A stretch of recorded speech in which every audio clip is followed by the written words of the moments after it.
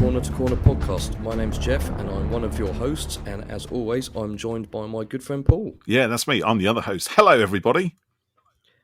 How are you all doing tonight? How are you, Paul?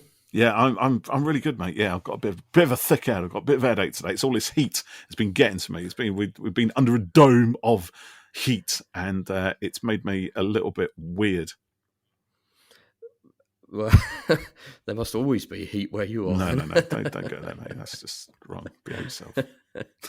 How are you anyway? You're looking very chipper. Yes, not too bad. Well, it's cooled down a bit here, actually. We've had some rain last couple of days. Rain. I'm never going to complain about being cold again, that's for sure. Much more my preferred type of weather. So we're here tonight to record our 50th episode, aren't we? Which is... We made 50 episodes! 50 episodes, mate. That's cheering noises. Isn't it? Well, you know, when we started this, which was nearly a year ago. Nearly a year ago, yeah. 1st of October, our first episode went out. We had no idea what to expect, did we? Idea. Would anyone listen? Would anybody care? Would anyone care? Would we keep it going? Would, you know, just what would happen? And I think it's fair to say that it's exceeded our wildest expectations, hasn't it? It has. To not only, you know, have had... to have picked up an audience of people who actively listen to us, tweet lovely things about things. You know, the podcasts and things, and you know, consistently listen and download the episodes each week, and really support us online. But to have, you know, been able to talk with cast and crew from the show as well. Brilliant. It's just been amazing. Amazing, really. So, to everyone who's supported us by listening, by appearing on the show with us, you know, thank you. We really couldn't have done it without you. And it's so good to know that you know, there's other fans out there who feel the same we do about, you know, the entirety of the show, and you know, that want to get involved and, you know, contribute to our podcast and our episodes. So, you know, here's to the next 50. Yeah, and, what? We've got to do another 50. You know, well, I'm not putting a cap on it. We'll be doing it when we're old men. Yeah. Hey, welcome to Who Corner. Oh, jeez. The wheel is in our little chairs, our little bath chairs. My voice has gone now. That literally put 20 years on me trying to do that voice. Excuse me, listeners. We'll still be here discussing the 27th Doctor. Yeah, we will. Yes. Yeah, who's literally going to be 12, I think. Yeah. I'm just be employing child actors now. They're just getting younger every time. Not be born yet as we talk now. Oh, behave yourself. Yeah. Behave. So we thought what we'd do for our 50th episode is... have a little look back at some of our previous episodes. So for anyone who hasn't listened to us before, this is a good chance to get a bit of a feel for who we are and what we do. And for people who have listened to us before, you might hear a bit from an episode that you might have missed, or an episode, you know, hear something again from one that you really enjoyed and you might want to go back to it. Or they might hear a bit that they really didn't like. Again, it's sort of just piling in with, you know, I didn't like that bit. Why are they playing it again for, the bastards? So just come back when that's done. That. So, Paul, why don't you tell me about one of your favourites? Why you start with me for? Actually, yes. So I've got a lot of favourites, and I mean, so we do kind of 3 different types of show, don't we, really? Maybe 4 or 5, actually. But our shows are broken down into episode reviews, where we'll look at a current story or an older story or a big finish or something like that and just chat about it, what we liked, what we didn't like, but mostly what we liked. And we also do our Meet the Whovian type shows where we get loads of other fans in and we have a little chit chat with them as well. And of course we also do our celebrity type shows, which are really something as well, where we get to talk to cast and crew from the TV series, the Big Finish episodes, the writers of the books, and you know, have a good old chinwag with them. So I'm going to start actually with one of those, because that for me was when I'm going to try and phrase this properly, because I always enjoy talking about Doctor Who to you, Jeff, and to anybody who's kind of willing to listen to my ramblings. But suddenly we were talking about Doctor Who to Ray Holman. Actual Ray Holman for the very first time. Our very first celebrity interview. I don't know how you managed to get hold of him, Jeff. And I've got to say to the listeners that a lot of our celebrity guests are kind of brought in by Jeff. I've just realised that that's an image of like a cat going out and dragging something in through the front door, right? But you do put a lot of energy into doing this, mate. And I don't know how you do it, because every time I approach these star guests to appear on our show, I end up with a restraining order. So, but you don't. You actually manage to entice them in. And the first person you ever enticed in of a kind of star status was the magnificent Ray Holman. And he was lovely from start to finish. But I tell you what, mate, I was so nervous. It's unreal. so nervous. And not only was I nervous, right? So the first part of this interview, I was able to kind of deal with it because you were there with me on the other side of the screen, holding my hand virtually and guiding the interview, the conversation. And it was good. I was starting to feel kind of comfortable. And then you left. You left us in the lurch. Well, and you need to explain it fully. So I didn't just get up and walk off.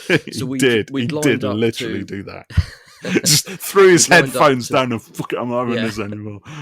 Ray, you talk to him. Paul, you talk to Ray. No, it wasn't like that, was it? There were reasons. No, we'd lined up to talk with Ray and my twins, who were 3.5 at the time. They were poorly. We had a real bad run of illness. Twin flu. Through like January, February, March. We just had something every week. And they couldn't go into nursery because they were poorly. My wife wasn't going to be able to help with them, so we had to say to Ray, I'm really sorry, I've got to look after my kids. Could we please reschedule?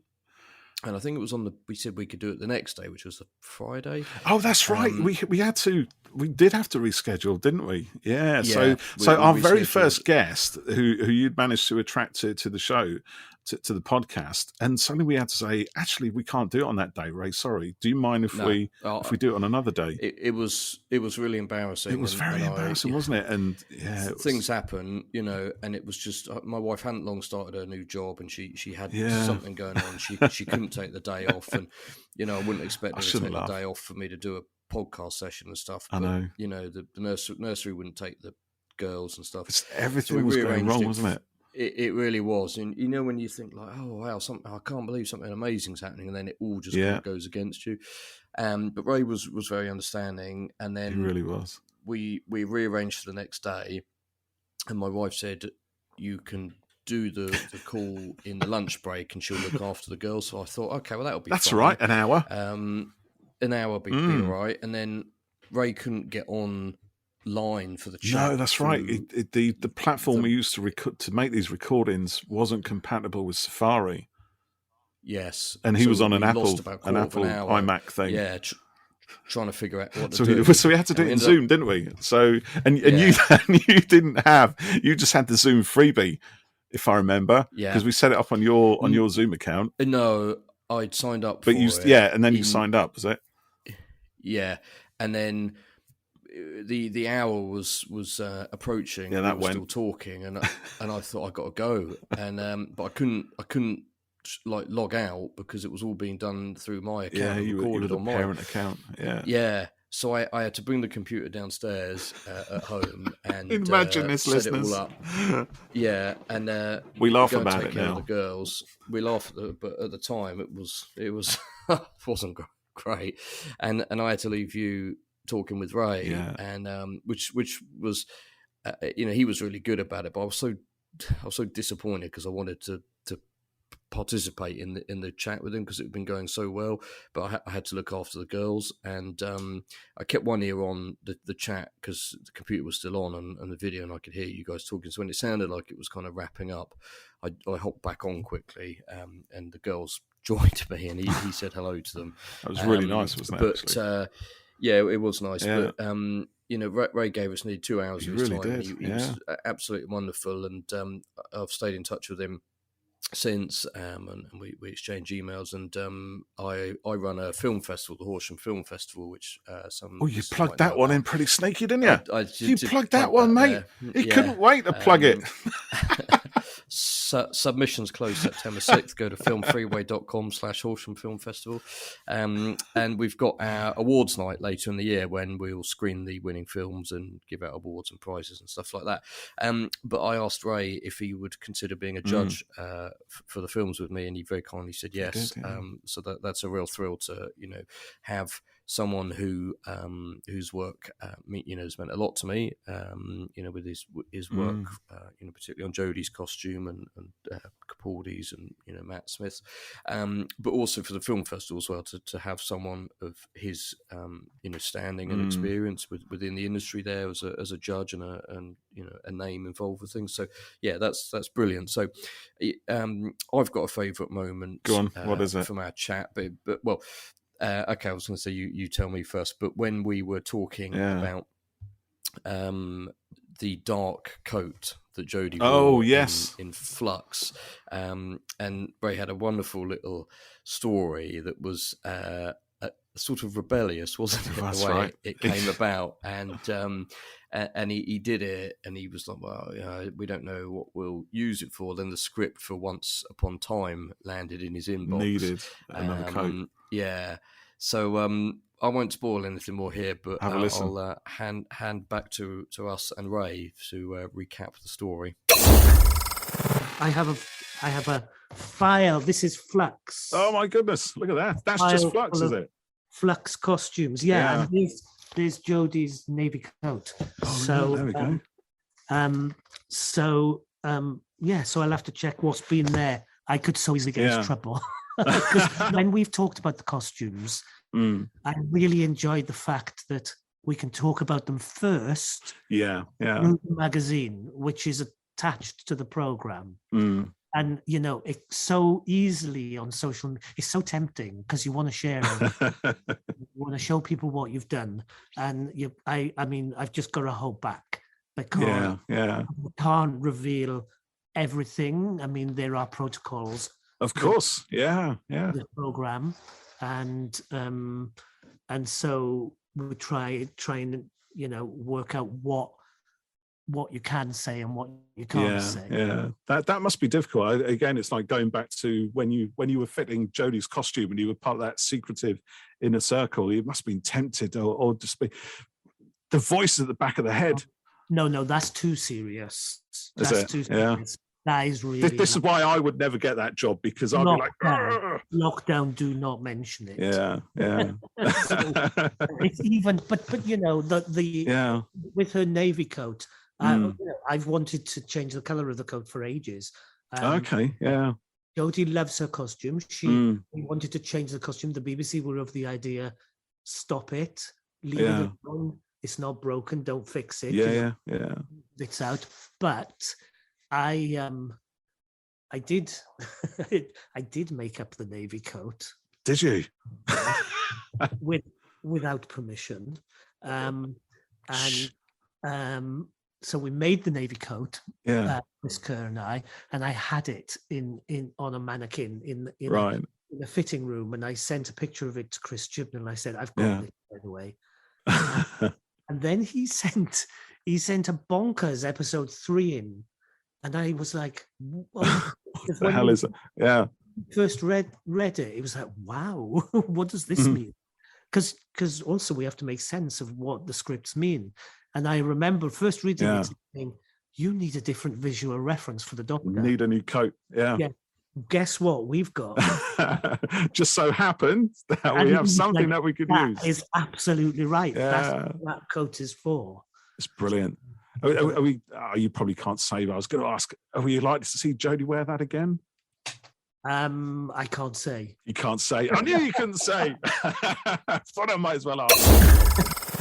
It was really great hearing how the dark coat came about. It's been really popular, amongst fans of 13th Doctor, and yeah, it was just a brilliant little story that Ray told us. So, what was your favourite moment you mentioned earlier from talking with Ray? Yeah, I did actually, and again, it was when you were looking after the girls, and Ray lifted up his books of sketches for costumes that he'd done with, for all the series costumes and everything else. And I just thought to myself, oh my God, I'm looking at Ray's sketchbook. You know what I mean? And there's all the Jodie stuff in there, all the monsters and everything. And it was brilliant. It just felt like one of those moments, like, where you feel privileged to sort of look at something that has that means so much to you. Like you said, you're kind of attached to the whole sort of Jodie and the coat and the sort of stories that envelop it, and the part it plays in the character, becoming the character. And to see the original sketches when it kind of made me think maybe sometimes we should do this podcast on video, because we do actually record the videos for these. There are videos of our faces, so we could actually stick it online. I don't know. Let us know if you want to see our faces. You might not want to. Yeah. I mean, mine's all right, obviously, but yeah, I look forward to the tweets not coming in about that. Yeah. But that was it. It was, and on the same day, actually, as Ray, we talked to Bhavnisha Parmer, didn't we? Who played Yaz's sister Sonya in the TV Sonya, show? Yes, we did. Yeah, and that was two celebrity guests on the same day. It was on the same week. So whereas I was really nervous with Ray, I think actually because he was so pleasant and so gentle and so charming and he wanted to talk, and I was sort of running out of questions, I think, because we'd already gone through the sheet of paper, and I kept thinking, well, now we've had him on for like 2 hours, maybe now's the time to wrap it up, and he kept going on, and it was so brilliant, and I didn't want him to finish talking, you know. But you're never quite sure how long you're going to have with no, people. that's right. One or two guests have had a limit on their time, and which is fair enough. So you generate a list of questions that are, say 30 questions, and you think, well, we might get through 15 or 20 of them, and if it runs smoothly and we are, things flow, you might get through all of them. But then if it's going really well, like you did with Ray, and you get through all the questions, then you're a bit like, oh, it's just still going, and we've not got any more questions. No, but then it sort of becomes like a conversation, doesn't it, after a while? So actually the questions are kind of, they're sort of there in a general conversation anyway. They're more of a fallback if we kind of run out of things to say, rather than just framing the whole sort of chat. So and then actually going back to Bhavnisha, the conversation we had with her felt to me much more kind of free flowing. I felt more comfortable sort of being part of it and asking the questions and just having a general chat, and that, I mean, they've all been really nice, but I think having talking to two celebrities from the world of Doctor Who in one day, I mean, it was quite a special moment, really. I think I was kind of I was on a bit of a high after that. We were, because it felt like well, maybe we'll be able to do things with the podcast that we never kind of thought might actually happen. I mean, you mentioned earlier, how did I get these people? And I suppose it's a bit like I enjoy the challenge of trying to achieve these sort of things. So, like for the film festival, for example, the Horsham Film Festival, that you can enter through to September 16th. I enjoy the challenge of trying to get people on board to support the event, whether it's contributing some sponsorship money to help make the awards, or whether it's to kind of dress the venue or do a discount offer via tickets or something. Do you know what I mean? If I can make something happen that means it's achieved something, and I can kind of help give something back to people, or entertain someone, or promote a business or something like that. You like that challenge? That for me is, I do. And so for the podcast, it's being, well, who can I entice to come on and have a chat? And sometimes the ways things come about, such as Bav and Sam Spruell, are complete flukes. Other times with, like Ray, it's just I fired off a tweet and And he responded. Good time. Yeah. Other times I go through an agent, and there's a bit of back and forth and stuff, and then you get somewhere. Other times you don't get a reply. Other times you get a polite no. But it's to see, okay, well, I'm enjoying this challenge. How far can I get it? And what can I? You like the chase? Is that what it is? Yeah, a little bit. Yeah. You should have been a salesperson. Honestly, you've been great. I think you've said that to me Persistence, before. Yeah. Never take no for an answer. I'm probably ended up blacklisted at some agencies because I keep emailing, but Bav was brilliant, wasn't she? She was fantastic. Really positive, such a joy to speak to. Both her and Ray, both of them, just absolute bundles of joy. 100% positive. Did you have a favourite moment with Bav, or a story that she told us? Do you know what? Yes, but I did like the story of you bumping into her, actually. And how that came about, because you're talking about how you grab hold of these celebrities and entice them, quotation marks, to come on to our podcast. There were no restraining orders against me. No, it was great, because of course she was involved in some Big Finish stories as well, weren't she? With Jacob Dubman, who was voicing the 12th Doctor. And it was really brilliant. I could get lost listening to her voice literally for days, because it's so she's so beautiful and so joyous, and everything she said on our podcast and everything she seems to say when she's acting and everything, it just sparkles. Do you know what I mean? It just has an energy about her that is so luminous. It's difficult not to get drawn towards it. Yeah, she's really positive. She is, isn't she? Yeah. Yeah. She does a huge amount of voiceover work and stuff on screen as well. And one of the things that the podcast has turned into is something that I hope can appeal to people who are not just Doctor Who fans, but someone who might be working in the industry or wanting to get into the industry, and might think, oh, they've got an interview with Azur Salim. He's a director. Well, how did he get into it? Or how did Bav get into doing her voice work and things like that? So I'm hoping that it works on a number of different kind of levels for audiences, and can be a kind of filmmaking type of podcast in a way. But Bav was great, and we'll play a little clip from our chat with her now, and so people can see what we mean. So we've got a question here, and half of it is a tweet from a listener as well. So, Big Finish lunches are legendary. I was wondering when that was going to come up. Mr. _G Ward, who goes by Robot of Death, he wants to know what's in them that gets this far.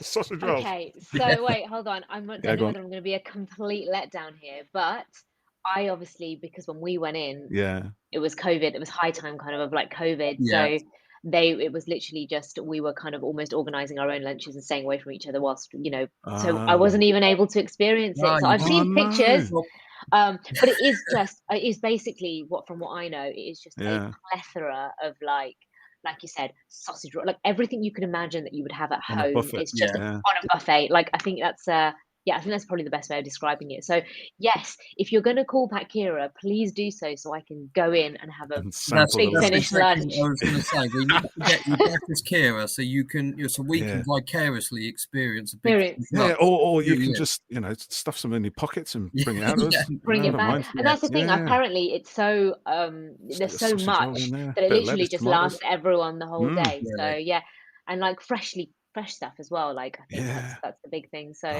I'm still yet to experience it. So sorry, I can't answer that question. So Bav was just brilliant, she was lovely. Delightful. So if you haven't listened to her episode, go back and listen to it. It will brighten up your day. So we also talked to a Mr. James Pardon. Oh yes, we did. It's a name that not everyone may be aware of, but his work you will be. So James has been the unit stills photographer for all of series 12 and 13 of Doctor Who, and most of series 11. There was another chap working with him on some of that. But James takes all of those wonderful behind the scenes photos that we see, as well as a huge amount of the cast promos that go out. So like the imagery on the Legend of the Sea Devils poster, or the Eve of the Daleks posters that went out. So all of that is his stuff. I can't remember how we got in touch with James, actually. It was through Twitter. I think it was through Twitter, actually, wasn't it? Yeah. He'd been listening to the podcast because he wanted to sort of see what the audience was thinking of Flux as it was going out. So we sent a couple of DMs, and he was a little bit nervous because he'd never done a podcast before. But we had a great chat for a good couple of hours with him. He came across really well. He was great. We talked about how he got into the industry, the gear he uses, what it's like working on Doctor Who and other shows as well. And one of the things that was fun was talking about how you might just snap a quick photo and be pleased with it, but then it goes on to achieve a life of its own outside of that, such as one that he took of Kevin McNally and also a Cyberman. So we'll let James tell that story. Can I just add, actually, because just on this subject, because I've got your webpage up here, James, and I'm looking at what I think are a bunch of shots that have come to be really iconic. Okay. I mean, things like the Cyberman kind of reaching out, which seems to have been everywhere. Was that a posed shot, or was it accidental, or was it? That's a good shot. That's definitely one of my favorite ones as well, because to me that screams Doctor Who. There's no absolutely that could be. That's it. They come to encapsulate the program, don't they? Yeah, I mean that was just I can't remember what season that was. Second season maybe. And that was literally just, I don't think nothing was happening at the time, and the Cybermen were sort of just waiting in one of these kind of pods.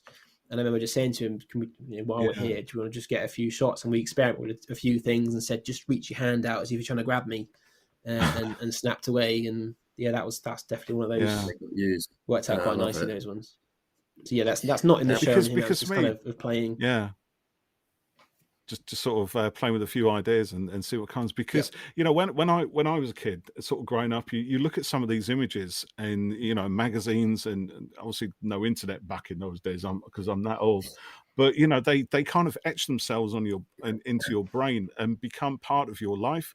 Do you ever feel perhaps not so much a weight of responsibility, but an understanding perhaps that some of these shots that you take, which in some cases might just be casually taken in a snapshot, are going to burn themselves into certain people for life? Or is that too big a thing to kind of get your head around? And also, they'll outlive us all as well, probably. Yeah, they will. Yeah. I mean, it's you do. There's a little bit of that. I mean, you are. There's a responsibility that, I mean, it's quite unlucky that I get to just turn up and show other people's amazing work, all the time and effort that's gone into building these things and designing them and lighting them, and I can kind of just rock up and go, that looks cool, I'll have a picture of that, and then I get to show and say, look at this. So there's a responsibility that I want to make it look good, and as you say, Doctor Who's it's a British institution, it's everyone knows who it is. So another episode that we did with cast from the show was chatting to Kevin McNally, who played Professor Jericho, and is also very recognisable from his role as Gibbs in the Pirates of the Caribbean. What's the word for 5 films? Quintology. Quintology? Yeah. That'll do. Possibly, yeah. So anyway, the 5 Pirates of the five Pirates of the Caribbean films, and Kevin was great. He's brilliant as well. He was a character really on his own, isn't he? Really, he doesn't need to be. He was, to act anybody. He's just Kevin McNally is such an what's the word? An vivacious character, an ebullient character. I mean, larger brilliant to talk to again. Just definitely larger than life. He was, and a chat as well. I think he said he could give us 45 minutes or an hour, and we ended up with an hour and a half. Oh, we had more than we had at least twice as much as that. Yeah. We're just really enjoying. And he gave us his Tony Hancock impression, didn't he? Because he'd done the old Tony Hancock episodes, which were lost in the mist of time, similar to the missing Doctor Who stories, because they're all from about the same sort of area. And I kid you not, his Tony Hancock was on point, Jeff. Absolutely on point. Let's play it. Right? You listen to this and tell me if you don't think Tony Hancock is in the room. It is brilliant. No, I wanted to do it. I wanted to be as much like Arthur Lowe as possible. I don't think anybody was interested in my version of Captain Mannering. They want to see someone quite skillfully recreating Arthur Lowe. And of course the problem is that the moment somebody asked me to play Tony Hancock, I've adored Tony Hancock all my life and I knew I could do it. I had never for a moment considered anybody was going to ask me to play Arthur Lowe. And in fact, when Tom Webber, who produced it, asked me, I said, give me a week and I'll let you know. And I just immersed myself in Dad's Army, and slowly over a few days I found I was walking up to the bedroom going, oh, what is it now? What is it? You know, and I thought, oh, I think there is one in there. I think I can do him. So I phoned it. Yeah. That put shivers up my spine. That did it. It was just Arthur Lowe again. So it was Andy Hamilton and Arthur Lowe and Hancock. There we go. It's a guest celebrity packed episode of our podcast. I know, it's a game. I tell you, he gets all these people on. It's a game. It's all these people on. Says it's just Kevin McNally. He's a fibber, you know. Yes, I remember you were quite thrilled to hear that, weren't you? Fantastic. I mean, I attempt to do a few voices, as you know, but none of them are anywhere near. I just shut up after that because it's pointless even trying to compete. Just couldn't do it. It's really good. Well, we'll come back to your voices in a moment, actually. But Kevin also told a story which I felt was worth listening to for anyone, any actor who is maybe feeling a bit disillusioned with things, maybe not quite sure where they're going, is maybe fed up with so many auditions. And I think in life you have to take any opportunity that comes your way. I mean, I say any, obviously, you know, this obviously, you've got to judge each thing on its own, you know, merits, but you never know what will happen. And Kevin had an audition for a film, and he didn't want to do it. He'd been to enough, wasn't feeling good about it, and he couldn't be bothered. He was sitting in his garden, and his friend came in and had a word with him. But I won't tell the story because it's not mine. So let's hand over to Kevin. So, how did the in answer to your question, my favourite film is the second one because it has the most Mr. Gibbs in it. Yeah.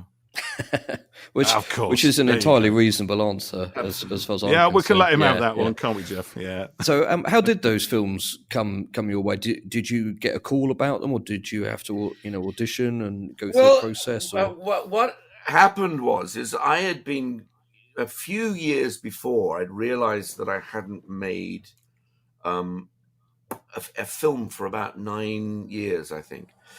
And I phoned up my agent and said, I'm not going to accept any more work until I'm going to try to get a few little film credits so that I'm on the lists, you know, when things get cast. And so a friend of mine put me in a small part in Spice World, and another friend put me a small part in Sliding Doors. And then I got a film called, I don't know, it was an Irish thriller. I can't remember what it was called.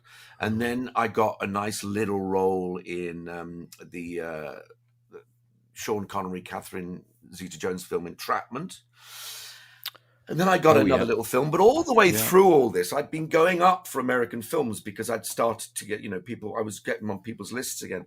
And I would never get an American film. And in fact, at one point, I remember going up for Spider-Man and coming away and saying to a friend of mine, oh, they'll give it to William Defoe or somebody. And indeed, they did. It was the Green Goblin. They did. Yeah. So it comes to my birthday in 2002, and I'm sitting in the back garden drinking my rosé wine, as usual. And somebody said to me, don't you have an audition today? I said, yeah, it's for an American film. I never get them. So I don't think I'm going to bother going. And they said, oh, come on, it's a ticket lottery. You must go on. I said, well, I can't. I've had a few drinks now. I'm a bit pissed. Well, Fritz, for a pirate, it doesn't matter how pissed you are. So she drove me to the interview. Yeah, exactly. Yeah. Getting into character. She drove me to the interview, and I was just asked, the casting director said the director has asked you to sort of tell a story like a pirate, which I did. I was feeling very relaxed and happy, and they offered me the part the next day, and I couldn't believe it, actually. Wow. It was extraordinary. God, it was only by not wanting to do it. I get it. It's a real lesson, I think, to young actors. Yeah. That you got it. Yeah. She insisted that she took you there. Yeah, exactly. And got it. Yeah. And then it becomes legendary. You've got to take every opportunity, haven't you? Yes, you have. Yeah. So, yeah, anyone who is listening who is an actor, I hope that gives you a bit of encouragement. Yeah, stay with it, because it's a tough old world out there, and there's going to be bounce backs, there's going to be rejections, there's going to be things that, despite all your best planning, just don't go so well. But it's picking yourself up, getting back out there, and believing in yourself to go out and do this stuff, because you never know. Yeah, no, you never know, and you've got to keep pushing. And there's a thing I always say here, Jeff. Sorry to interrupt, but here's the thing, right? It could always be a no. If you go for a thing, if you ask a question, they might turn around and say, no, you're not the person, you're not right, you don't have what we want, etc., etc. But if you don't go, it will always be a no. If you don't turn up, it's always a no. And if you do turn up, there's a chance that actually it's going to be yes. It might still be a no, but it could be a yes. If you don't turn up, it will never be a yes. How's that? Does that make sense? Is that good? That's my life advice, mate. And you just pay me money for that. And it might not be a yes that day, but it could be a yes for something else. For something else later on. Yes, absolutely. Yeah. I've had that with stuff where someone has come in for an audition, or we've been chatting or whatever, and they've been not right for something, but their general attitude and personality has impressed me, and I thought I'll remember them, and it might be 6 months, a year, or something else, and then we do something together.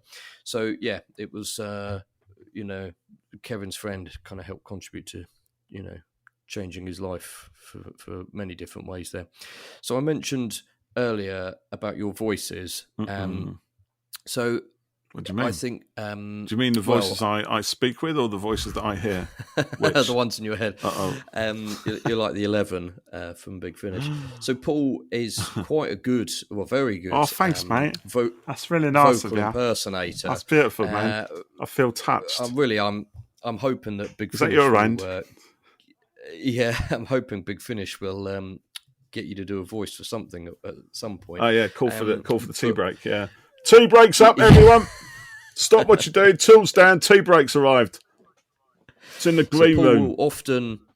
You'll often slip into a voice, won't you? Or I don't know what you introduce mean. An episode. Huh? I don't attempt it very often. I've done a passable Korg before, but that's from a completely different universe. But I think we should just have a quick listen to some of Paul's characters here. My name is Paul, and as always, I am joined by Jeff. Hello.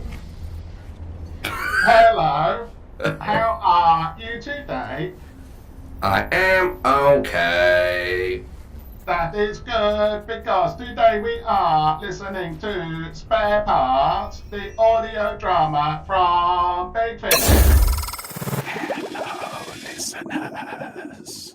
Welcome to another C2C podcast. My name is Paul, and as always, I am joined by Jeff. Welcome, listeners.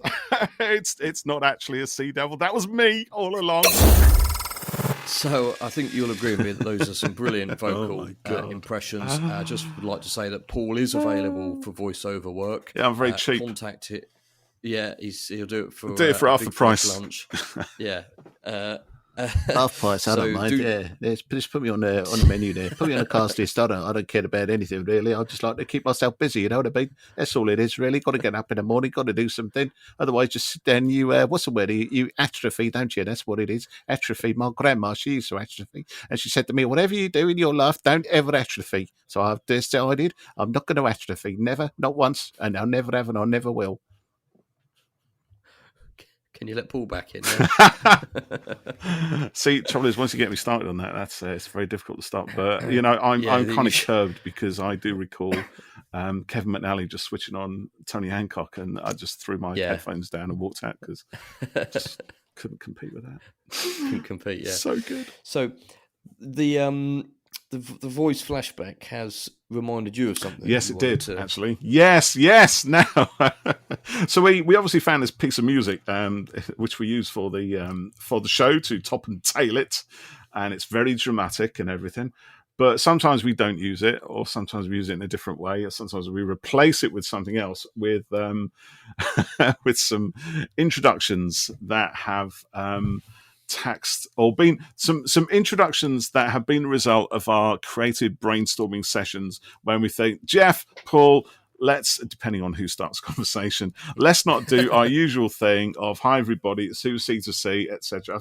Why don't we do something a little bit different? So we've done a few, and one of my favorites, actually, I've got a few favorites, but my first favorite is the one we did for Flatline, and it still makes me laugh every time. I don't know why we did it. And Jeff, you put some treatment on the edit, which just lifts it, I think, because without the treatment, it was just a bit stupid. But with the treatment, it's even more stupid. It's the treatment definitely made it serious. Do you know, honestly, if I'm feeling a little bit depressed, I'll just go straight to our Flatline episode and just play that. I'm in the box. I'm in a little box, or whatever it was. Well, I think let's hit play on that. Oh, you're going to play it again. People. Lovely. Let's have another listen to this. It was so funny.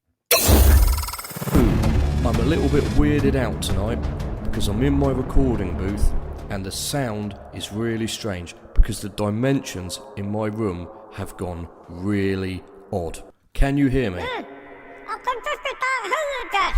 Only very quietly. It's all got a bit strange in here too. I'm in a little box. Oh dear, I can't believe this. We've come on. Hello?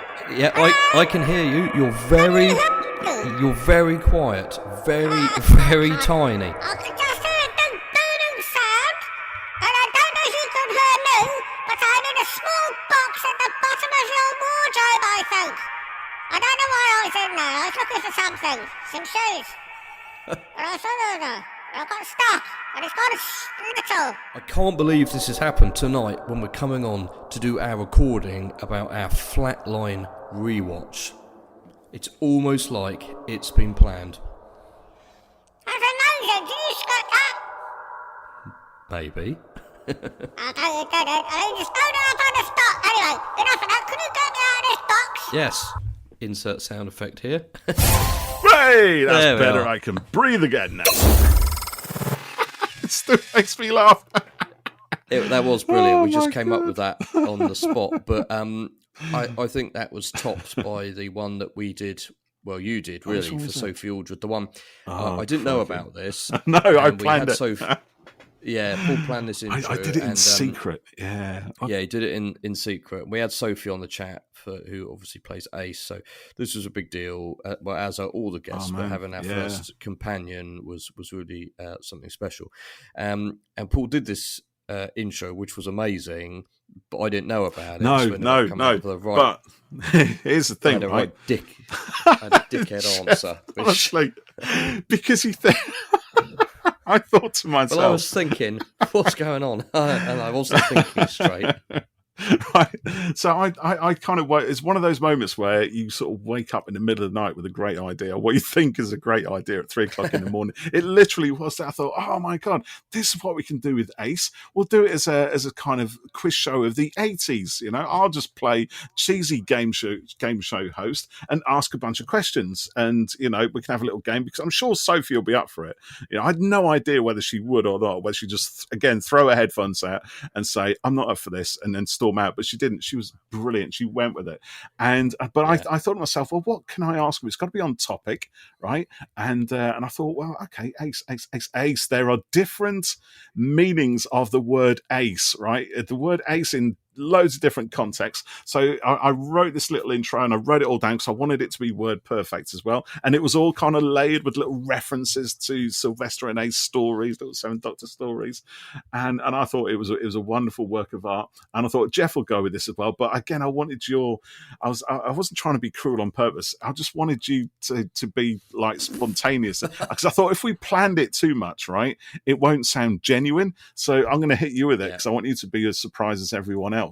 And I planned it, and I thought of maybe half a dozen so questions, all of which the answer to every one of which was ace, and it was easy, right? And I started with you, Jeff, with the easiest question, and what happened? I didn't know what the answer was. I didn't know what the hell was going on, and it was really embarrassing. But Sophie, to be fair, mate, you left it in the edit, which I think was brilliant. It's just great. Well, it wasn't going to work without it, and but yeah, we'll let's have a listen at a fantastic intro and my shaming in the podcast. Hello and welcome everybody to the Who Corners to Corners. You see what we did there? This is the only game show this side of Iceworld with 0 prizes, 0 appeal, and an unpronounceable catchphrase that's about as popular as a killjoy clown in a quarry. However, what we lack in talent and stash, we more than make up for with enough Nitro 9 to bring evolution to a standstill and frighten the bejesus out of anyone called Ratkin or Midge. I'm your host, my name's Gordon Bennett, and I'm as happy as a psychotic licorice allsword in a candy kitchen to welcome our contestants to the show. So please give happiness to Jeff C. from Horsham. Hello. I don't know how to follow that. You don't have to, it's all on me. And Sophie A. from the fictional universe of Perryville. That was wicked. Okay, it's not over yet. Hold on. I've got some questions I'm going to answer because this is an actual bona fide game show. Contestants, get ready to answer our quick fire questions. Do we have to do the buzzer? We'll have to do a buzzer. We'll do a buzzer effect on afterwards or something like that. Okay, here goes. So, first question goes to Jeff C. Jeff, in a game of blackjack, which playing card has a face value of either 1 or 11, depending on some vague dealer-biased rules nobody really understands? The Tiddlywink one. What? Incorrect. Sophie, in 1980, the incredibly loud and extremely hairy heavy metal band Motorhead released a single entitled The What of Spades. Ace! Ace! Jeff, time to redeem yourself. In tennis, what is the name given to a winning serve unreturned by an opponent? I've got this now. It's ace, isn't it? It is! Well done! Next question, Sophie, what might you call that annoying git who is literally amazing at everything? Ace. Ace, that's right. Jeff, what acronym is the common US military term for Armoured Combat Earth Mover? Let me think about that. It's ace. It is! Well done, points. And the final question to Sophie. What do the following have in common? A Blue Peter badge, a Harley-Davidson Eagle pin, the Thunderbirds logo, and a NASA Enterprise approach landing test shuttle patch? They're all on Ace's jacket. Yes! They are! Yes, well done. Right, that's enough of that rubbish. Very good. Out the bin and take the jacket off there. Do you know, I was slaving on that for literally minutes. I need to know where that jacket came from. That's been in my cupboard for about 20 years, Jeff. So the reason why do we have such a long-winded and, in the end, spectacular fail of an introduction? From me, not from you guys. Jeff, you obviously don't play blackjack, mate. I mean, I'm just disappointed in you, frankly. Anyway, why don't you tell us, Jeff? Why did I go to all that trouble? Go on, tell us. Okay, I'll tell you. Because I don't know. Okay, that was brilliant. I hope if you can picture Paul literally in a another reason why we don't have video or should have video, whichever way you want to think about it. Whichever way you want to look at it, yeah. Gold sparkly jacket. I literally wore a gold sparkly jacket. I actually ducked under the desk. He did. and put the jacket on, and then popped up like a Jack in the Box to begin the game show. Just because I thought it was fun. I mean, I could have actually just pressed a little button here and turned off the webcam, and then put the jacket on, turned the webcam back on, and it would have been a lot less sweaty. Because his sweat was pouring off me on that one. It wasn't pleasant. I think so Sophie really enjoyed it. She went with it, didn't she? She did. She was fabulous. Really, honestly, was really good. For just going with that, because she must have thought, "What the hell is this lunatic?" What the hell? And you probably thought, "Oh my God, Paul, you've just costed Sophie Aldred now. What the flipping heck are you doing?" Yeah, I must admit, I was slightly concerned for a moment, but yeah, like I said, she went with it, and it was really good, and it was a great interview. You know, I mean, it really was. Yeah, it was really something. I mean, you know, we've all heard interviews with Sophie over the years, and someone else I could just listen to day after day and just hear the same stories again. And you know, it's difficult for her not to talk about what's coming up in the next, you know, in her return to Doctor Who in the next episode. Yeah. But that didn't matter. I just wanted to hear about her time with Sylvester and, you know, writing the book at Childhood's End.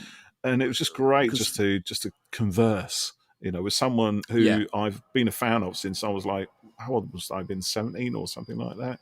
Yeah. You know, Ace was such a great character in the world of Doctor Who, and Sophie just owns it. She is Ace. You know, there's very little distinction where the fiction and the facts, you know, where Sophie and Ace, they kind of merge into each other. And it was such an honour to speak to her. And one of the things we've tried to do with our guest interviews is like you just kind of said there, that, you know, we've all heard and read interviews with, you know, the cast and stuff, particularly you know, people who've been associated with the show for longer. So we've tried to kind of ask questions that are a bit more off the beaten track, I suppose, to about other things that they've done as well. Yeah, and, you know. But because, you know, they always give good answers, and, you know, they're always really good about it. But you kind of want people to say, well, actually, it was great talking to those guys because they asked about this and they asked about that, and, you know, it was a bit more interesting. Whereas you don't want them just to sort of think, oh, well, I've already talked about all of that. You know what? Do you know what I mean? You want them to be interested as well. Exactly. Yeah. So yeah, we had a chat with Sophie about how the centenary episode came about, didn't we? We did. Yeah. She told us a bit about that, but we'll let her do that. Lovely story. I was in my house. My agent rang, and she said, "Andy Pryor has just rung to do an availability check." Yeah. And we know what that means, don't we? Mm. And I stopped. I came off the phone and I burst into tears. It was really wonderful, and then my Chris wanted to have a Zoom with me, and we'd been in touch anyway a little bit because we'd wanted to go for a drink and then meet each other and stuff, and then we couldn't because of COVID, and then So the first time we met, he was saying, you know, what would you like to do in the episode? And fantastic! Oh my goodness, what a dream! That's amazing, isn't it? So, what was it like working with Jodie and Mandip and John and everyone else and Janet? It was just brilliant. It was Jodie and Mandip are just like a dream, and they're so friendly and so lovely. It's just how everybody has always said it is. And better, really. You just immediately... It reminded me of... Sylvester had this policy of whenever people came in to really... He created it like a party. We were having a party. And it was the same. It was just the same. Not only the cast, but the crew as well. The crew were fantastic. All of them. Every single one were working so hard and so dedicated to the programme. Lovely, lovely people having a laugh. Yeah, that's what we've heard, isn't it, Paul? Yeah. Everyone that we've spoken to who's been in part of the show has said the same thing. So we've had a lot of memorable chats with people, and as we said, we've had so many personalities on, and one of the most unexpected, if you like, was Jonny Mathers, who played Passenger. Now, here's the thing, right? Because Passenger never spoke in the show at all. He was a completely silent character, right? And he was always wearing a mask, so we had no idea what he looked like. And even though Sam Spruell had prosthetics, you kind of got a sense of what he might look like underneath it. But with Jonny Mathers, we had no idea what he was going to be like. But oh my God, one of the most wonderful talkers, right, that we could have had on. We need to get Jonny back on because he's brilliant. We had such a good chat. I mean, and it wasn't, we must have edited that episode down to, what was it, an hour and 10 minutes, an hour and 50.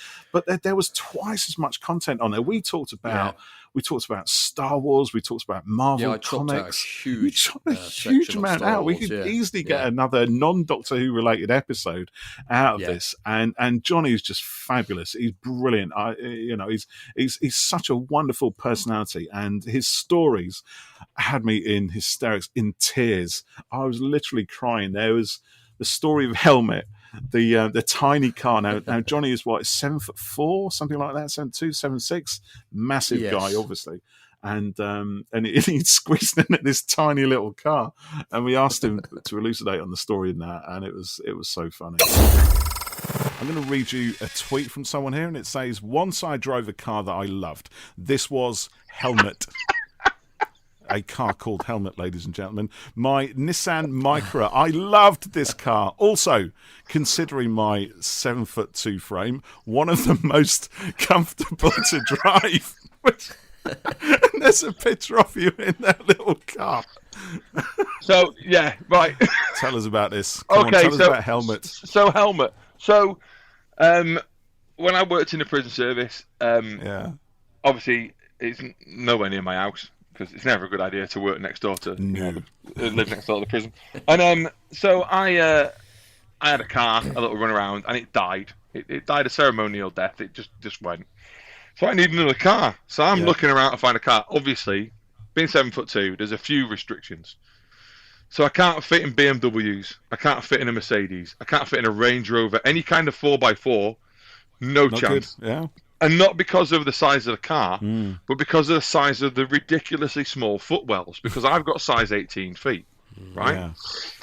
Yeah. So I was looking for old runarounds, not too expensive, just something to get me going. Yeah. And so the older the car and the less interior plastic, the better.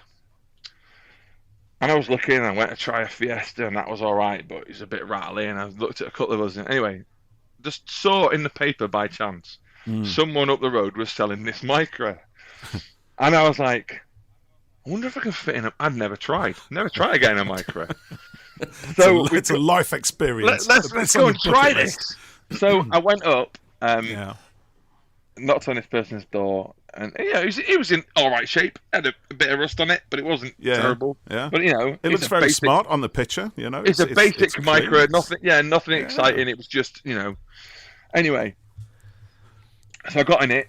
I could get in it fine, but there was two problems. The first was the gap around the accelerator pedal was a little bit too small for my foot. Right. And when I tried to two pedals at the same time. Exactly. And when I tried to shut the door, I couldn't because the handle of the door dug into my knee, which then forced it into the steering wheel. Oh. But me and my father-in-law, who's a great mechanic, and we're very much both. He's taught me a lot about mechanics, and he was like, "Well, it's not an MOT requirement to have an interior door handle. You could replace that with a bit of string." Perfect. And I went, "Does it come off?" And he went, "Yeah, we could just unbolt that." I was like, "Yeah, just take it off." All right. So we paid for the car. Yeah. An amazing £380. And awesome. I said, "Can you drive it home? Because I can't shut the door."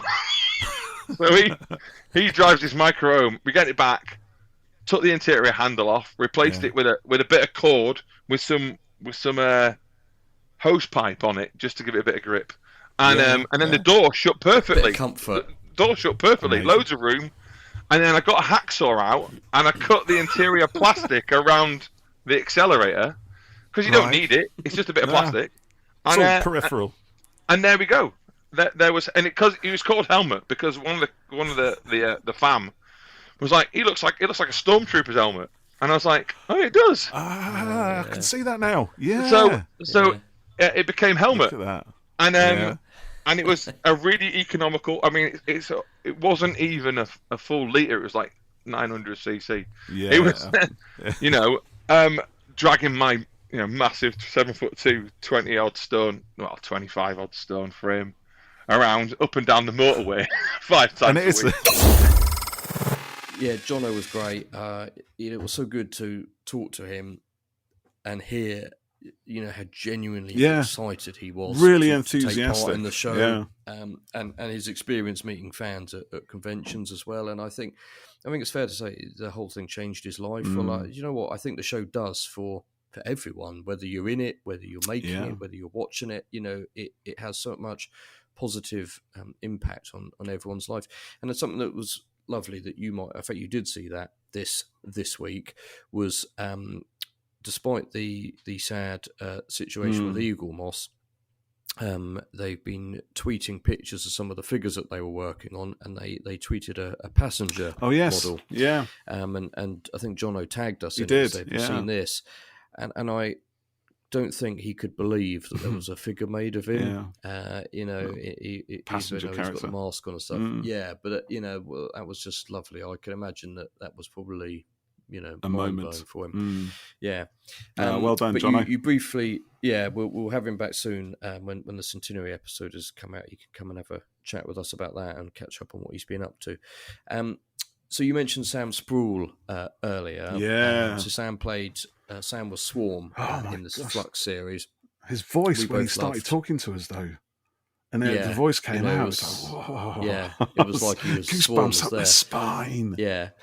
And Sam was brilliant to chat with, wasn't he, as well? That was one I was really nervous with, actually. Were you really? Sam. Yeah, I don't know why. There's a certain presence about him, even online. It's just, I'd never even heard of his name before until he was in Doctor Who. And maybe it's a thing we have where we sort of carry the fictional persona with them in our minds when we meet these people.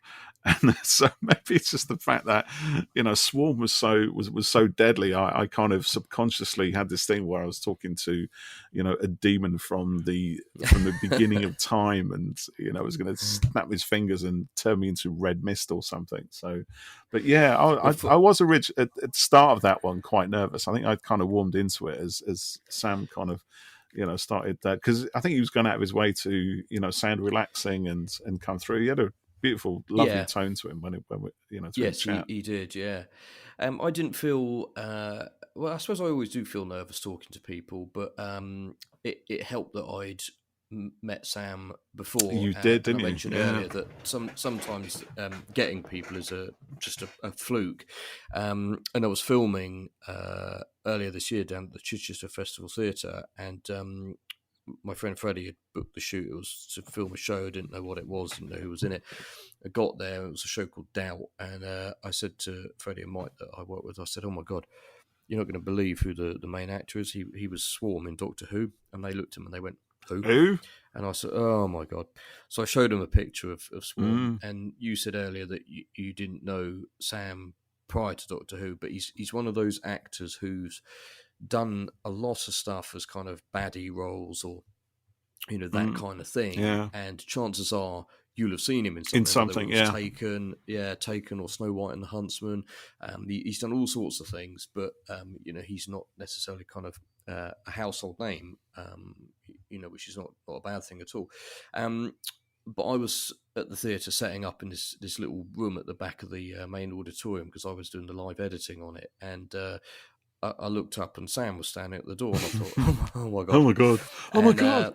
I suddenly got a bit nervous and didn't really know what to say. Yeah. And Hi, Sam. he said, "I didn't know this room was up here." And I said, "Yeah, this is where they shoved me for the duration of it." Yeah. And we had a laugh and stuff, and then I thought, I've just I really wanted to say something to him, but we were setting up, and then we had to leave while they did the afternoon performance. Then we came back in for the evening one. So we were then putting cameras in place whilst they were, warming up ready for the show. And this kind of goes back a little bit similarly to what Kevin McNally was talking about earlier. And I thought I've got to say something, because if I don't, I'll kick yourself. I'll kick you as well.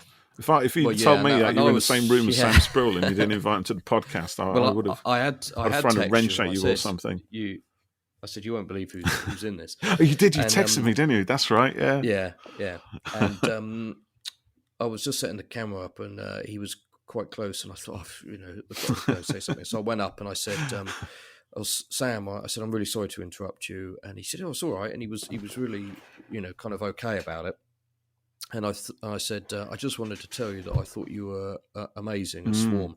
And he seemed genuinely touched by it, because this was all still during, COVID and stuff.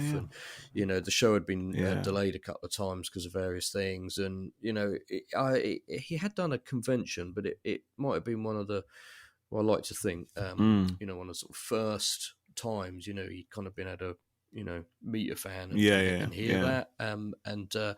But then I thought, I don't want that to be all I say to him, because it's a bit like, for a fan, But then I started talking about filming the show and asking how it'd be and stuff, and then we ended up talking about kids and things. And I can't remember. I think I might have mentioned Ray and the costume for Swarm and stuff, and then I talked to Ray on the podcast. Something it came up.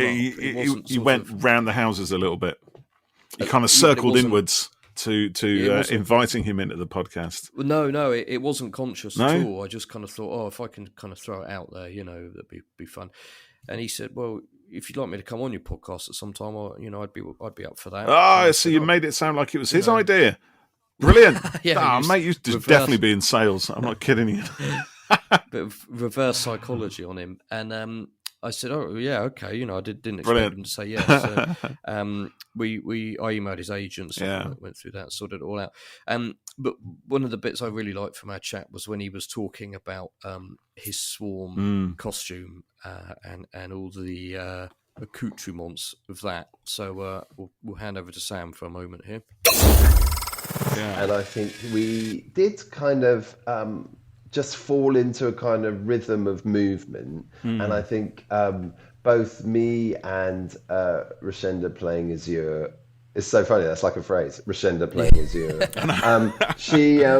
She and I kind of discussed how we wanted it to be. We wanted it to be camp. We wanted it to be glamorous because our costumes were so extraordinary. Our kind of makeup, she had crystals coming out of her head. That crack in her head is fantastic. Yeah, it was amazing. So we kind of, that dictated how we were going to be and move. And, I was wearing Cuban heels. You can only move a certain way in Cuban heels, And then, I've never tried them. I'm gonna have to get them. Yeah, exactly. Well, it will make you camper and more glamorous instantly. Brilliant.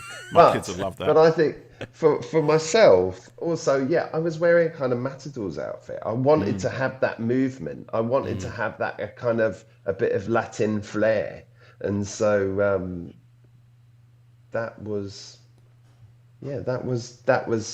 how it kind of materialized, how I moved, how I stood. And also sometimes you've just got to think, is this too much? And they can always either edit it out or the director can come along and say, I think you're a bit too camp now, or cut it out, Sam. We don't want that. Cut it out. Exactly.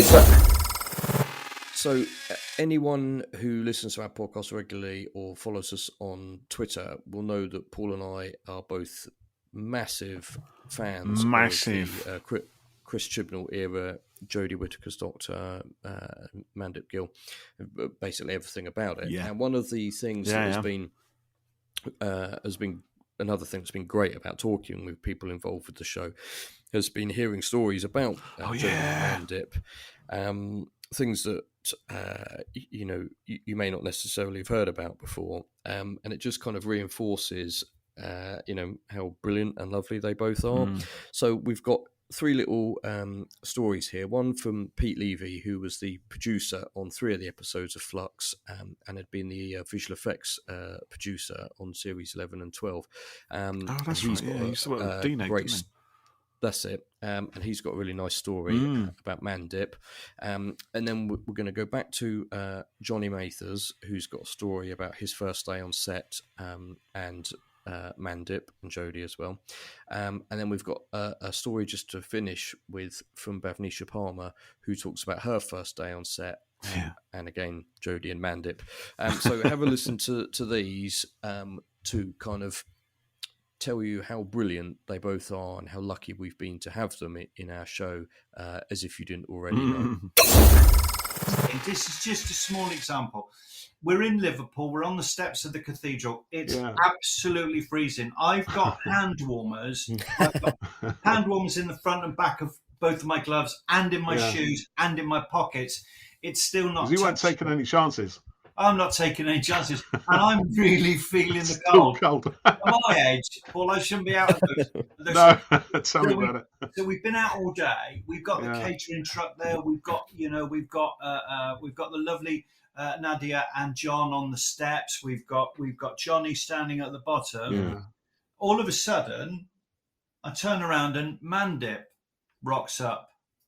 I can't see her face because it's hidden behind boxes and boxes and boxes of really nice cakes. Oh, she brought. It's not working, but she's just turned up because her mates are out in the cold. So she's going to come and I can't tell you how much that lifts the spirit of everyone. And they're all different types of cakes. I had at least 3. Brilliant. At least 3. That's lovely. I mean, Mandip was fantastic.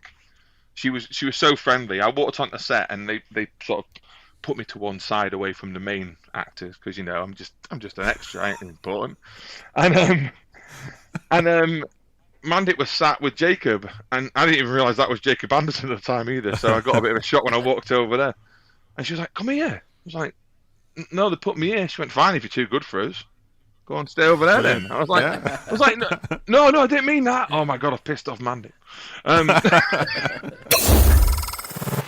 Oh, awesome. Yeah.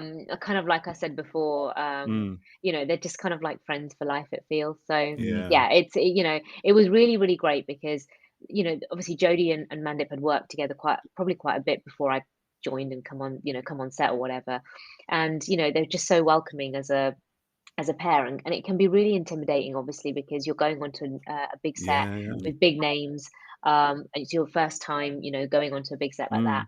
But they literally it's just kind of like doors open, welcome, what can we do to make you kind of feel kind of happy and comfortable? I couldn't have asked for a better experience for kind of like, one of my first big TV roles. So they do seem like they're genuinely, really... Those two together, they could start their own comedy show. I really they just spar really well, don't they? I'd like to see them in something else again, afterwards, and that they should bring you back in and John. In fact, might as well just carry on this era, really. So there's a few highlights from our first 49 episodes. 49 episodes clips package. We just wanted to kind of look back and say, wow, we've done some fun stuff so far. Oh, we have.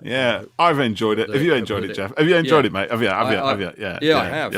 I have as well. It's been a lot of fun. Yeah. It's been great. It's been grand, isn't it? But we never expected anyone to listen. No, it's been lovely that so many people is amazing, and the people who regularly tweet in as well and like and share our episodes, thank you. Thank you. The more that happens, the more. Yeah, thank you. The more that happens, the more we'll be able to do because of the, if we've got a bigger audience, there's more potential doors open for things, and to the cast and crew who've joined us, wow, thank you.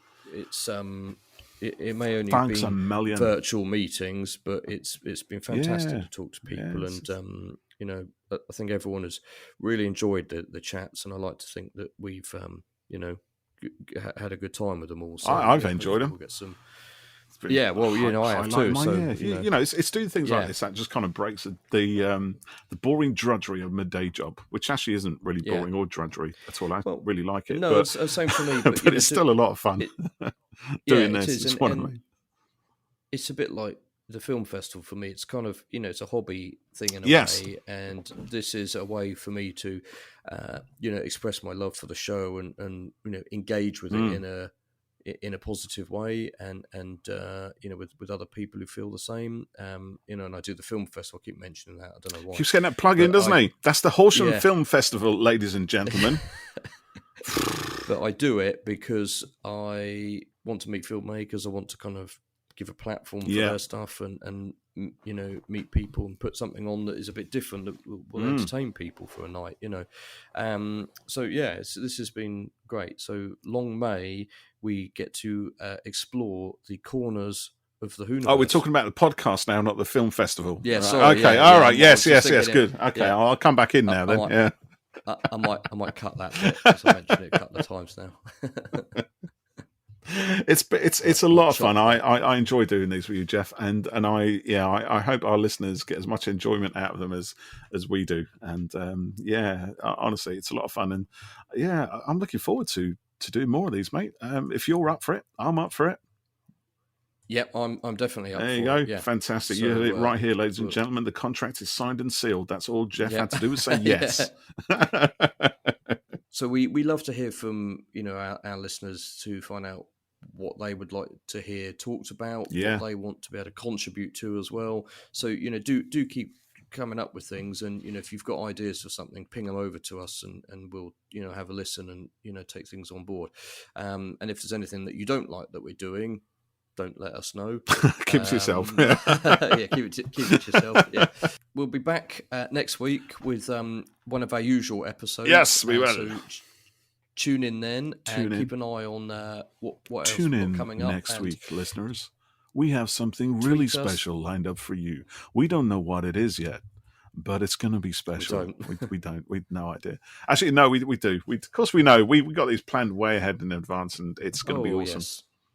Awesome. It is. Yeah. Awesome. Yeah. Thank you for listeners. Thank you for those of you who've been with us since episode 1 and are still here on episode 50.